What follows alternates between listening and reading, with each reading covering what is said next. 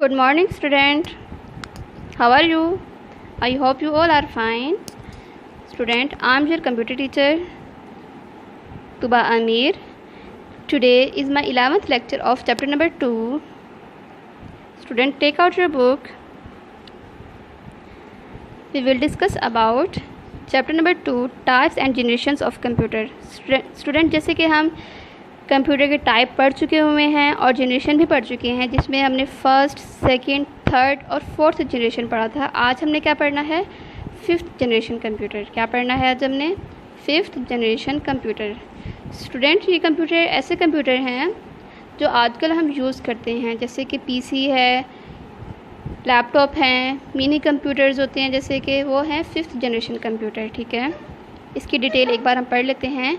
Fifth generation present onwards. Fifth generation refers to the computer that are being developed at present. ठीक है, ये ऐसे computer हैं जो आजकल बनाए जा रहे हैं, जो आजकल यूज़ होते हैं। ठीक है, जो लेटेस्ट टेक्नोलॉजी के साथ बनाए गए कंप्यूटर हैं उन्हें हम कहते हैं fifth generation computer and are likely to be used in the future. और तवक्को की जा सकती है कि यही कंप्यूटर मुस्तकबिल में भी यूज़ किए जाएंगे। ठीक है, these computers are expected to have artificial intelligence. They will be able to think and have real knowledge of the world. इसका मतलब है कि ये ऐसे कंप्यूटर हैं जिसके बारे में हम ये भी तवक्को कर सकते हैं कि आर्टिफिशियल इंटेलिजेंस मतलब कि मसनूई ज़हानत रखते होंगे। ठीक है, और इसके अलावा ये सोच भी सकते हैं। ठीक है, ये ऐसे कंप्यूटर बनाए जाएंगे जो सोच भी सकते होंगे और पूरी दुनिया का इल्म भी रखेंगे। ठीक है, जैसे कि ये हमें रोबोट भी नज़र आ रहा है पिक्चर में।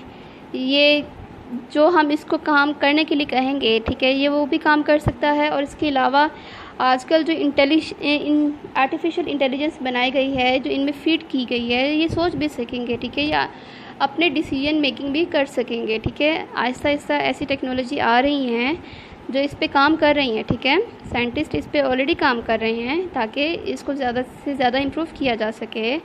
अब ये देखें, typical features of these computers are likely to be as follow. ठीक है, इसके जो खुसूसियात हैं वो हम पढ़ते हैं नीचे जो फॉलो की गई हैं। Use of very large scale integrated circuits, VLSI। ठीक है, VLSI stand for very large scale integrated circuits. Fourth generation computer में हमने पढ़ा था इंटीग्रेटेड सर्किट। ठीक है, आज हम फिफ्थ जनरेशन कंप्यूटर में पढ़ रहे हैं very large scale integrated circuits. ठीक है, अब ये क्या होता है? ये जैसे कि हमें स्क्रीन पे एक पिक्चर नज़र आ रही है, very large scale integrated circuits VLSI। आपको पता है कि स्टूडेंट इसके अंदर क्या क्या मौजूद है? इसके अंदर लाखों से भी ज़्यादा ट्रांजिस्टर मौजूद हैं। ठीक है, और इसके अलावा इसमें ICs जो हमने ऑलरेडी पढ़ा है, इंटीग्रेटेड सर्किट्स, इसमें लाखों से भी ज़्यादा वो मौजूद हैं। और ये सबसे लेटेस्ट टेक्नोलॉजी है फर्स्ट, सेकंड, थर्ड और फोर्थ जनरेशन कंप्यूटर से। ठीक है, और इसके अंदर जो ICs, ट्रांजिस्टर की मैं जो बात कर रही हूँ आपसे, जो मौजूद हैं हज़ारों से लाखों से भी ज़्यादा। और आपको पता है ये नेकेड आई से हमें नज़र नहीं आ सकते, आम आँख से तो हम इसको देख भी नहीं सकते हैं। ठीक है, इतने ज़्यादा इस एक छोटी सी चिप के अंदर मौजूद हैं, ऑलरेडी मौजूद हैं, जिसे हम अपने लैपटॉप में भी यूज़ करते हैं। ठीक है, और इसके अलावा जो रोबोट्स और जो लेटेस्ट टेक्नोलॉजी है जो जिसमें ये यूज़ किए गए हैं। ठीक है, और जो इसमें कैपेसिटी है बहुत ज़्यादा है। आगे बढ़ेंगे, सेकंड पॉइंट है हैविंग आर्टिफिशियल इंटेलिजेंस। अब इसके अंदर जो मसनूई ज़हानत, उर्दू में हम क्या कहेंगे? मसनूई ज़हानत, ऐसी ज़हानत जो मसनूई है, आर्टिफिशियल है, जो इंसान की बनाई हुई है। ठीक है, इनके अंदर वो भी मौजूद है, जैसे कि हमें पिक्चर में नज़र आ रहा है। एक साइड पे ब्रेन है जिससे हम सोचते हैं और दूसरी तरफ क्या है? कंप्यूटराइज्ड है। ठीक है, ऐसी टेक्नोलॉजी पे काम हो रहा है कि ऐसे रोबोट बनाए जाएंगे जो अपने डिसीजन खुद ही ले सकेंगे, अपना काम खुद कर सकेंगे। ठीक है, और जो हमारे काम भी आ सकेंगे, जैसे फैक्ट्रीज़ में मौजूद होते हैं। जैसे कि ये हमें पिक्चर में नज़र आ रहा है, ये क्या काम कर रहे हैं? लैपटॉप पे रोबोट काम कर रहे हैं और सोच भी रहे हैं और देख भी रही हैं। ठीक है, ऐसी साइंटिस्ट ने ऐसी टेक्नोलॉजी बनाई है, इनके अंदर ऐसे आर्टिफिशियल इंटेलिजेंस मौजूद है जो अपना काम जो कर रहे हैं इस टाइम, सब अपना अपना अलग अलग काम कर रहे हैं, ठीक है, अपना अपना लैपटॉप यूज़ कर रहे हैं। मतलब इनको इस तरह से डिज़ाइन किया गया है, जो इन्हें काम टास्क दिया जाएगा, प्रोग्राम दिया जाएगा, वो प्रॉपर तरीके से, अच्छे तरीके से ईज़िली कर सकेंगे, ठीक है। अब यहाँ पे क्या है, जो ब्रेन है इनको सोचने समझने की भी सलाहियत दी जा रही है, ताकि आने वाले वक्तों में ये पूरी दुनिया का भी नॉलेज रख सकें और सोच भी सकें। थर्ड पॉइंट है parallel processing, use of more than one CPU। It's mean के पैरेलल प्रोसेसिंग है जिसमें एक से ज़्यादा CPU यूज़ हो सकते हैं, ठीक है, leading to very high processing speed. It's mean जो बहुत ज़्यादा प्रोसेसिंग स्पीड भी रखते हैं, ठीक है। स्टूडेंट, जैसे कि इंसान के दिमाग में स्टोरेज की जो कैपेसिटी है वो कितनी है, 10 लाख GB, 10 लाख GB है, ठीक है, जिसे हम 25 पेटाबाइट भी कह सकते हैं, ठीक है। जैसे कि एक मोबाइल में कितनी GB होती है, 64, 128, ऐसे ही है ना। और बिल्कुल हमारे माइंड में सबसे ज़्यादा है, हम कुछ भी अपने माइंड में फीड कर सकते हैं, स्टोर कर सकते हैं, वो है 10 लाख GB तक, ठीक है। और इसके अलावा एक और एग्जांपल मैं आपको देती हूँ, जिस तरह कि हमारे स्मार्टफोन में एक गूगल असिस्टेंट एक एप्लीकेशन होती है, ठीक है, जिसमें हम बग़ैर कुछ लिखे अपनी क्वेरी डाल सकते हैं बोल के, ठीक है। एक माइक होता है छोटा सा जिसमें हम बोलते हैं, और साथ ही वो जो हम बोलते हैं वो लिखी हुई फॉर्म में आ जाता है, ठीक है।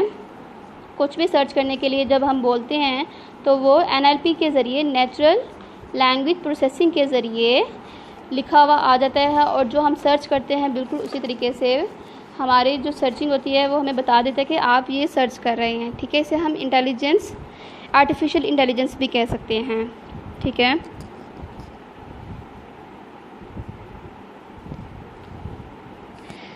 जैसे कि जनरेशन ऑफ कंप्यूटर में हमने क्या पढ़ा, फर्स्ट जनरेशन कंप्यूटर। अब ये साइज़ में सब देखें ज़रा, सबसे ज़्यादा साइज़ में बड़े भी ये हैं, पूरे रूम के मुताबिक हैं, ठीक है। Second generation computer first generation computer से आधे हो गए हैं, मतलब साइज़ में बहुत छोटे हो गए हैं। और third generation computer second generation computer से छोटे हो चुके हैं। आगे फोर्थ जनरेशन कंप्यूटर जो है वो थर्ड जनरेशन कंप्यूटर से साइज़ में बहुत छोटा है। अब जो फिफ्थ है वो फोर्थ से साइज़ में बहुत ज़्यादा छोटा है, ठीक है। और टेक्नोलॉजी के लिहाज से भी सबसे ज़्यादा जो टेक्नोलॉजी है वो फिफ्थ में है, उससे काम फोर्थ में है, फिर थर्ड में है, फिर सेकंड में है, फिर फर्स्ट में है, ठीक है। इनको हम कहते हैं जनरेशन ऑफ कंप्यूटर। जो टाइम के लिहाज से आए हैं, जो सबसे पहले आया उसको हमने फर्स्ट कह दिया, जो बाद में आया उसे सेकंड कह दिया, फिर जो थर्ड नंबर पे आया है उसके बाद आया फोर कह दिया, और सिर्फ जो सबसे एंड में है और जो आने वाले वक्तों में आएंगे कंप्यूटर, उसको हम क्या कहेंगे, फिफ्थ जनरेशन कंप्यूटर, ठीक है। आई होप यू अंडरस्टैंड, आपको पता चल गया होगा कि जनरेशन ऑफ कंप्यूटर क्या होते हैं। Student, this is your homework task, long question answer.